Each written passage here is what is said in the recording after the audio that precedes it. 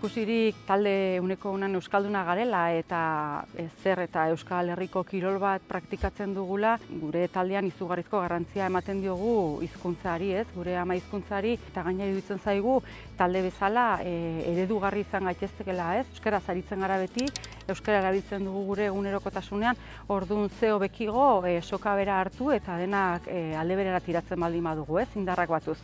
Gure arigunerik garrantzitsu edo fuerteena da entrenamendu tokia da, ez? Hor juntatzen gara talde guztia, neska mutil denak eta azkenin 20 bat lagun juntatzen gara eta hortxe ematen diogu gure erabilerarik handiena euskarari, ez? Hor sartzen txugulako ordu gehien, gero egia da plazatera deitzen garenean ere eta txapelketak eta baditugunean ere hor ere bere garrantzia dela guretzako euskara hori sustatzea eta batez ere, bestazaleak garenez ere mai inguruko hortan ere arigune ederra dugu euskara erabiltzeko.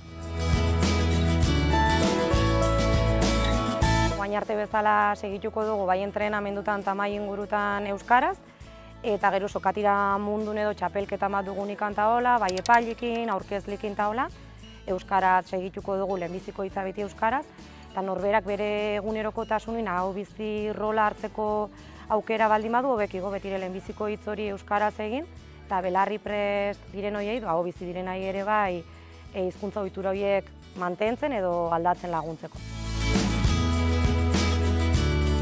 Animatu nahi genituzke Bortziriko bertze elkarte eta erakundik eta horrela, euskararen izena ematera, arigune izateko, eta bereziki kirol eta kultur elkarteak eta horrela, beraien eskudagon hori egiteko eta euskarari beraien bulkada emateko eta denan artin antzinera egiteko.